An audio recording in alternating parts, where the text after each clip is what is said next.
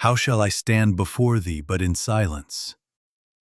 Not in the noise of my own opinions, not in the ceremonies of my emotions, not in the clutter of explanations, but in the hush, where the heart stops its arguments and the mind ceases from its labor. Here, before the infinite, I do not bring a case to plead, nor a formula to recite. I bring only the poverty of my speech and the wealth of my silence. For it is out of the silence that the presence and the power of God comes. Not as a thought to be admired, not as a belief to be defended, but as a living reality, nearer than breathing, nearer than hands and feet. Let us be honest with our souls. We have tried the way of noise, of mental tightening, of running after ideas about God as if ideas could deliver what only God can be. We have passed from book to book and teacher to teacher, and still the heart longs. Why? Because the holy is not found in the lighted marketplace of argument, but in the dim sanctuary where no voice is heard, and yet all is heard. Presence is not an object of the mind. Presence is the activity that lives your life when you become still enough to feel it.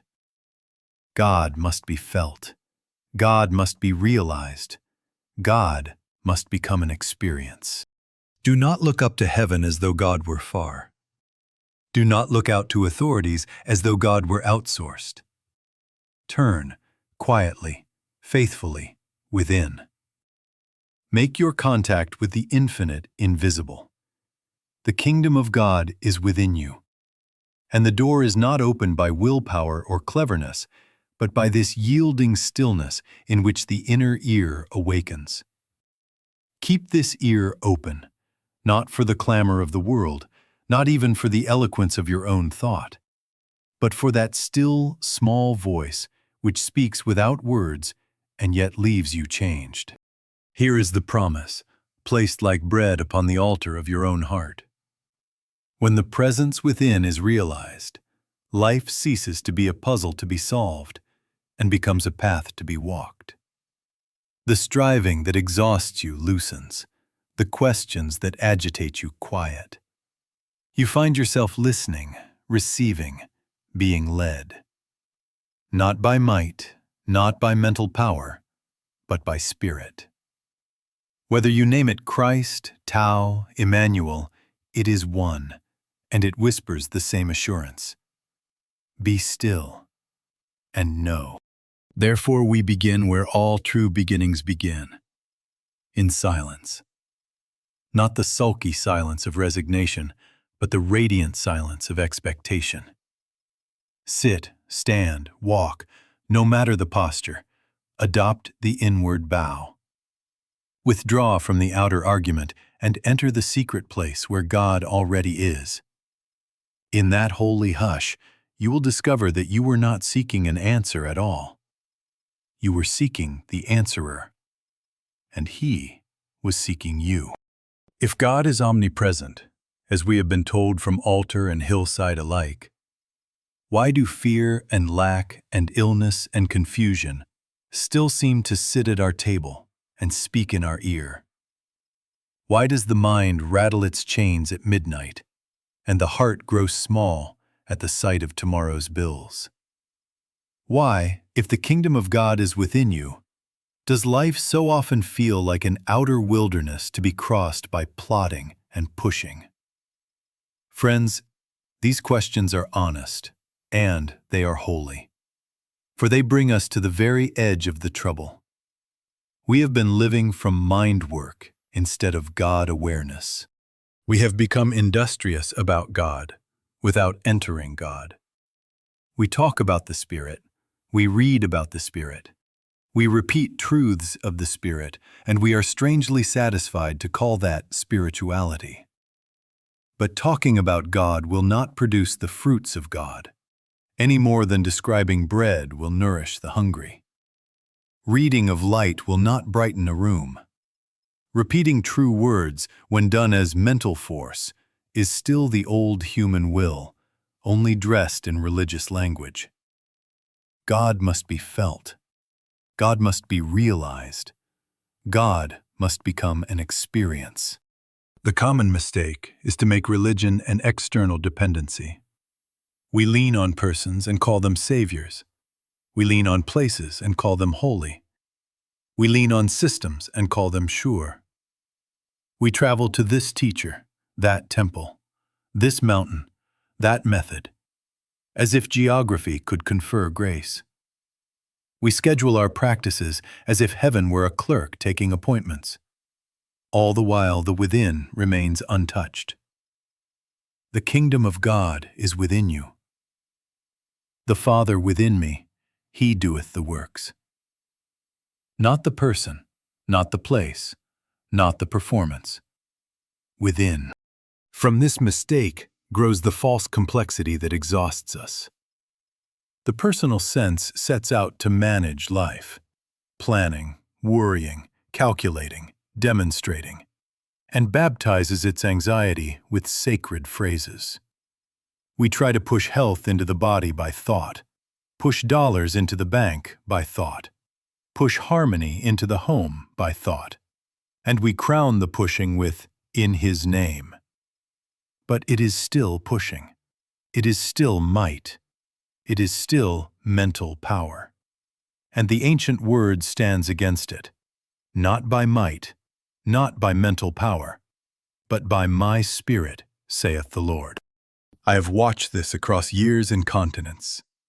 Earnest students who can recite chapters of truth and yet tremble when a letter marked urgent appears. Congregations that organize prayer like a campaign and never pause long enough to hear the still small voice. Circles that compare methods the way brokers compare tips. All of it busy, none of it silent. All of it multiplied words, little of it realized presence. Understand me. There is nothing wrong with books or meetings or teachers, any more than there is wrong with a signpost. But you cannot live on a sign. You must arrive at the place it points to. And the place is within. The symptom of having missed it is complexity. Crowded calendars of fixing and getting, negotiations with God, strategies for supply, formulas for peace. The fruit of finding it, we shall see, is simplicity. Life carried from within. One with God is a majority. So let us be corrected, lovingly, but firmly. Stop treating God as a problem solver outside and begin to abide as God-awareness within. Cease the noise of self-improvement long enough to be improved by the presence. Withdraw from argument, even spiritual argument, and come back to the hush where the Father within does the works. Then you will discover that complexity was never an objective power. It was only the mind at work without its God. And when mind yields to spirit, the tangle loosens of itself. Now we come to the great turn, the hinge upon which everything in this way of life swings. God must cease to be a subject you understand with the mind and become the living reality you recognize within. Not knowing about, but knowing. Not concepts, but contact. Not descriptions, but the felt presence. God must be felt.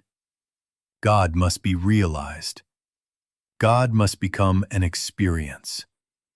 True understanding is not an intellectual possession. It is recognition. It is that inner yes that does not arrive by argument, that cannot be shaken by argument, because it comes not from reasoning, but from the actual shining of the presence in your own awareness. You ask, how shall I recognize it? By its fruits. The instant that the presence passes from belief into realization, there is a quieting that you do not manufacture, a release that you could not have forced, a peace that does not depend on yesterday having gone well or tomorrow looking promising. You discover that you have stopped taking thought first. Instead, you find yourself listening first. The center of guidance shifts. Not the astuteness of the mind drawing charts and balancing pros and cons, but the light of the inner room turning on. And in that light, you simply see. You will notice that what yesterday demanded debate now discloses its path in a wordless assurance. What seemed tangled reveals a thread. What looked like two ways becomes one necessary step. The Father within doeth the works. This, then, is the not but of our turning. Not seeking God as a distant power to be persuaded or employed, but realizing God as the life of you, the mind of you, the soul of you, nearer than breathing, nearer than hands and feet. Not a power to get, but the presence that is. Not an ally outside to secure supply and safety, but the very substance of being that forever pours itself as wisdom, wholeness, sufficiency. I live, yet not I.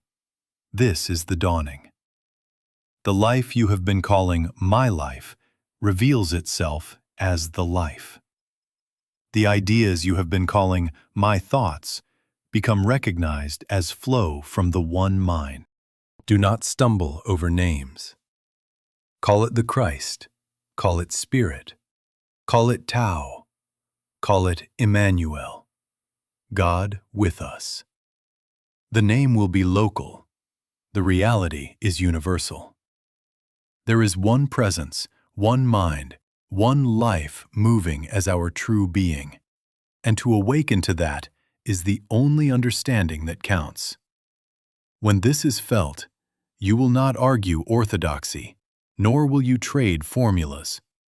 You will quietly rest in the secret place and watch grace accomplish what fear and force never could. Do not be satisfied with talking truth. Do not be satisfied with believing truth. Be satisfied only when, in the silence, that inner recognition steals upon you, and you can say without effort, "Thou art here." Then, and only then, begins the simplified, guided living that no human management could ever produce. When the inner recognition dawns, the next movement is not to employ it as a new tool for old purposes, but to yield to it as the only doer. Here is where most of the strain hides. The personal sense of I keeps busy, willing, planning, affirming, contradicting appearances, inventing techniques to bend life into order. We push the mind until it squeaks. We dress our worry in positive phrases. We go from self-treatment to self-treatment as if pumping a dry well could make water. And all the while the ancient word still stands. Not by might, not by power, but by my Spirit, saith the Lord. What is this might that fails us? It is not only physical force, it is mental force. It is the attempt to move God, to persuade the universe, to legislate outcomes by concentrated thought. It is subtle because it borrows sacred language while preserving self as manager. But the way of the Spirit is not another strategy for the self. It is the end of the self as strategist. The Christ performs all things for us. The Father within doeth the works. That is not poetry, it is law. Until we trust it enough to cease from our works, we do not prove it. How then to yield? Begin where all true movements begin. Relax the inner fist. Take the burden off the altar of your mind and let it drop into the vastness that has already taken responsibility for your life. Stop your self-treatment. Stop talking at the problem. Stop outlining to God. For a few moments, 2 or 3, be still and listen, not for an answer fashioned to your preference, but for the presence itself. Let the concern fall out of consciousness, not by pushing it away, but by allowing the awareness of God to eclipse it. Make your contact with the infinite invisible and stay there without wrestling. You will find that something you cannot manufacture begins to operate. Decisions simplify. You are not torn. You simply know the next right step, and it carries a quiet authority. Timing clarifies. Delays that irritated you prove perfect. Openings that seemed too sudden reveal themselves as providence. Relationships soften. The sharp edge in you that provoked an answering sharpness is taken away, and the other follows without your lecture. Supply appears, not as a prize for effort, but as the natural outflow of sufficiency, an unexpected remittance, a new avenue of usefulness, the removal of an unnecessary expense.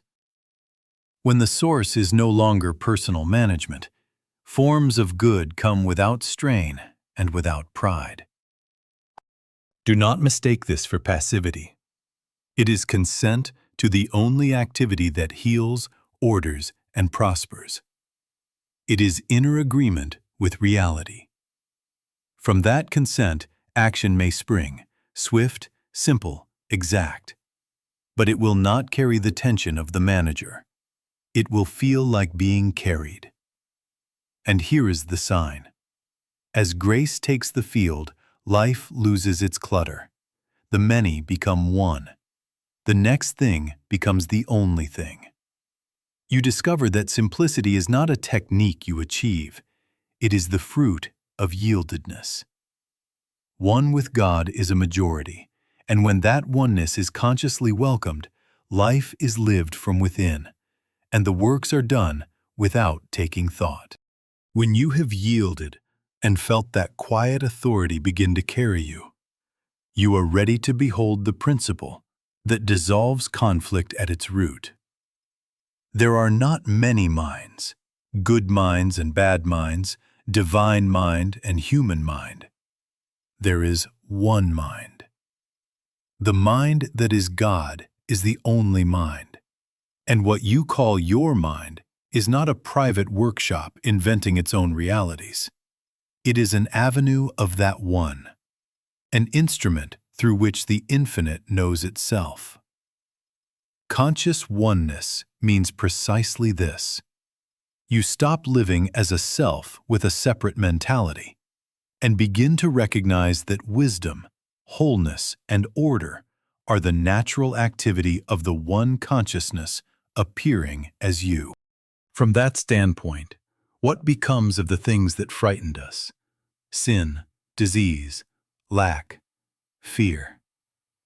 They appear as pictures on the screen of sense, as mistaken readings of reality, as the flicker of moving shadows when the light behind you is not yet turned on. They have no self-existence, no law, no mind of their own. Error is not a power to be wrestled down. It is an appearance to be seen through. Do you fight the darkness in a room? No. You do not argue with it. You do not curse it. You do not plead with it. You turn on the light. In the same way, do not strive with the picture. Make your contact with the presence and behold. This is not a license for hard words. If a brother trembles under pain, if a letter of demand lies on your table, if a household voice is sharp and unkind, do not add cruelty to ignorance by saying coldly, "It is nothing." Our human senses report what they report. We need not shame them. Instead, we withdraw our consent from the report. We retire, even for a moment, into the inner chamber and acknowledge, "Father, Thou art the only presence, the only mind. Reveal Thyself." Not to fix, not to oppose, but to behold. Then, quietly, you will feel the weight fall off the appearance because you have ceased to feed it with fear or fight. The Father within doeth the works. I have watched this many times.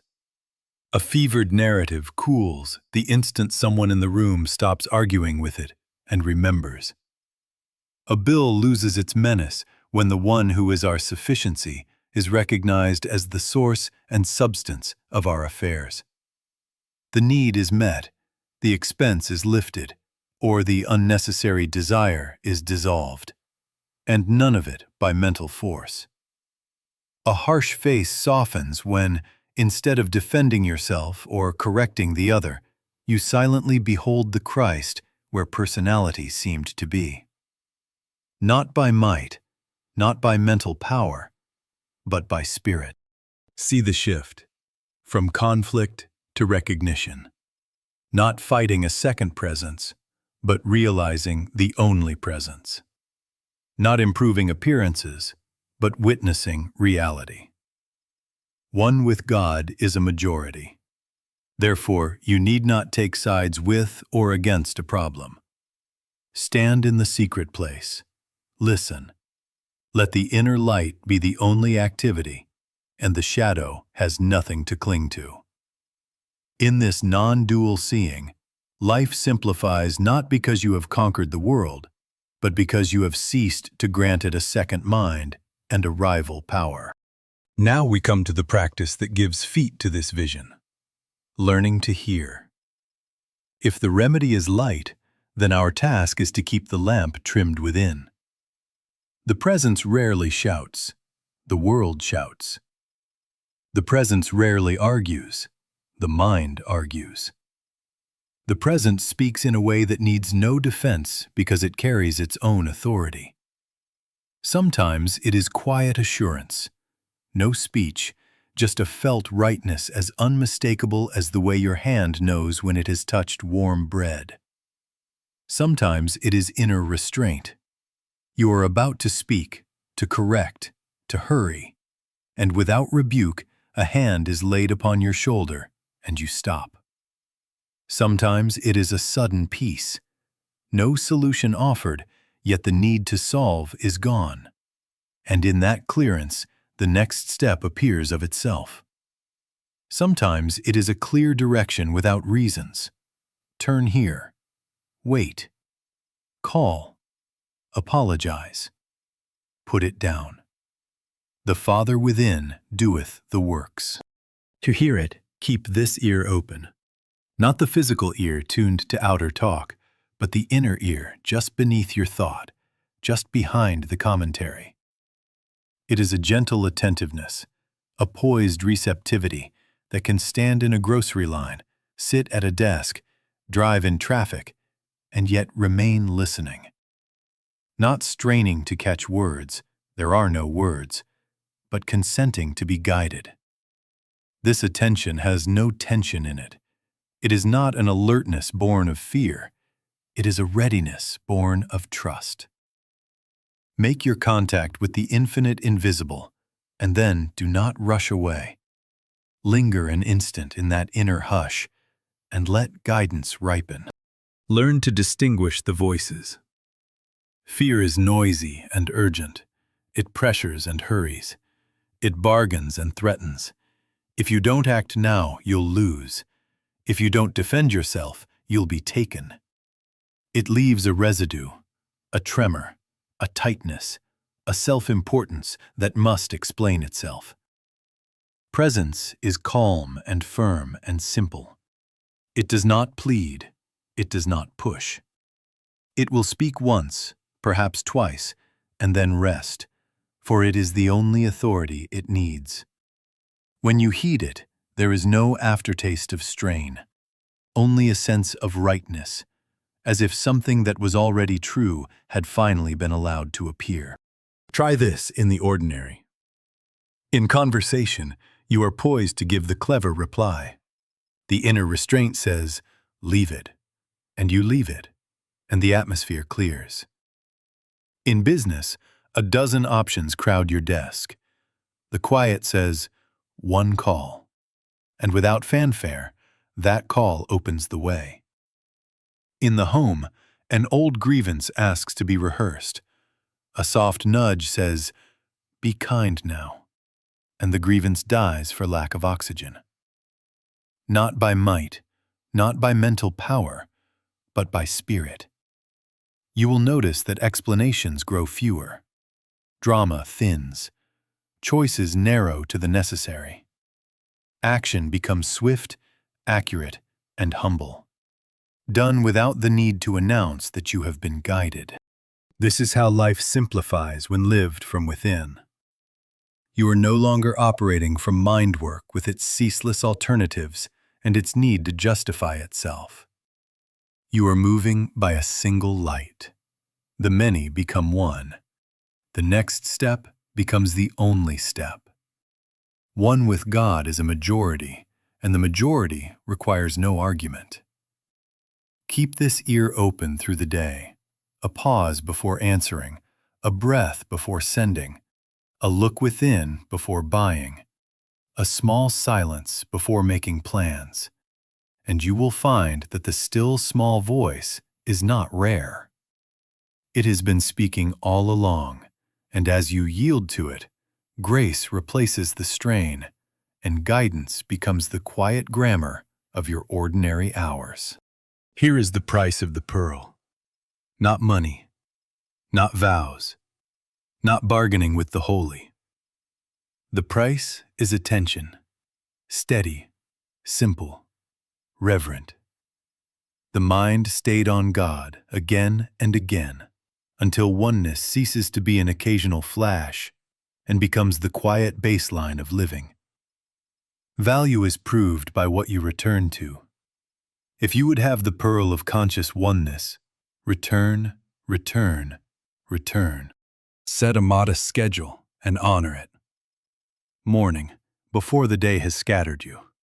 Noon, when the world would pull you outward. Late afternoon, when fatigue often tempts to mind work. Bedtime, that you may sleep in God. 3 or 4 periods, 2 or 3 or 4 minutes each, that is all. Do not postpone it for a grander hour. Take the hour you have. Withdraw. Close the door of your senses. Eyes may close or not, and be still. Not to think up a meditation, not to compose a prayer, but to make your contact with the infinite invisible. A single remembrance will do. The kingdom of God is within me. Father, here I am. Let thy presence be felt. Then be quiet. Listen. Do not outline. Do not beg. Do not argue with any picture that tries to intrude. Wait in receptivity until a soft assurance, a warmth, a loosening, a rightness, small or great, makes itself known.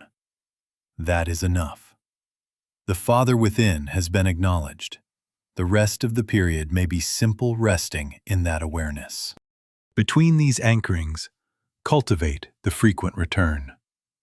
12 to 20 times a day, half a breath at the sink, a pause at a red light, a moment with your hand on the office door, an instant before you sign or send or speak. Remember, the kingdom of God is within me. Thou art here. No strain, no ceremony. One heartbeat of recognition, and then proceed. This is not superstition. It is training. The mind, long trained to race outward, is being re-educated to abide. Brief, loving touches, often repeated, do more to stabilize oneness than rare, heroic efforts that exhaust and then are abandoned. What are you to do if in a given sitting there seems to be no felt presence? Do not turn it into a project. Do not try to pry open heaven with effort. Stay 2 or 3 minutes in quiet availability. Not my might, not my mental power, thy spirit. And then go on, trusting that the seed has been planted. The deep work is invisible, and it is out of the silence that the presence and the power of God comes. Return at the next appointed time. Return in the next small pause. Be faithful, not forceful. As this rhythm takes hold, you will notice that the background agitation thins. The ear within does not have to be found each time. It begins to remain open. Guidance comes without your hunting. Sufficiency appears without your pushing. One with God is a majority. And through these brief, repeated acknowledgments, that majority ceases to be a slogan and becomes the lived simplicity of a life carried from within. When the inner contact ceases to be an occasional visitation and becomes the background of living, a remarkable and very ordinary thing occurs. Life simplifies. The mind, once busy interpreting, comparing, defending, begins to rest. The event arrives, and you meet it, not with panic, not with analysis, but with a poised hush. You do not have to take a position first. You listen first. You do not have to name the thing to control it. You allow the presence to appear as it. The many voices grow faint. The still small voice becomes the cue, and, heeded, it renders the moment simple. In relationships, defensiveness weakens.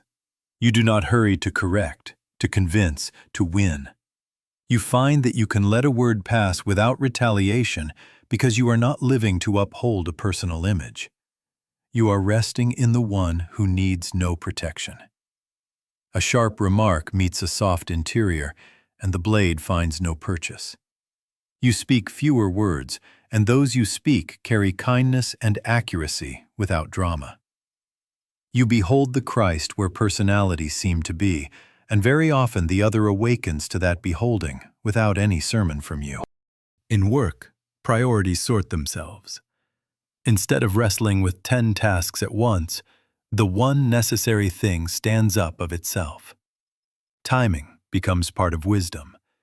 You wait a moment, and the exact minute ripens. You move, and the road is already cleared. The Father within doeth the works. What used to take hours of restless juggling is done in minutes without strain, and what never needed to be done at all quietly drops away. Not by might, not by mental power, but by spirit. In the body, fear loosens its grip. Sensations are noticed, care is taken, but the terror that magnifies symptoms into verdicts fades. Because life is recognized as the life, not as a private candle threatened by every draft. Peace, not panic, becomes the atmosphere of healing. And in that peace, rest, right action, and order do more than fretting ever did. In supply, grasping yields to trust.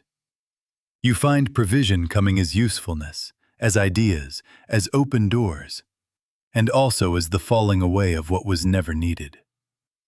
The channel changes without your clinging to it, and sufficiency proves itself day by day.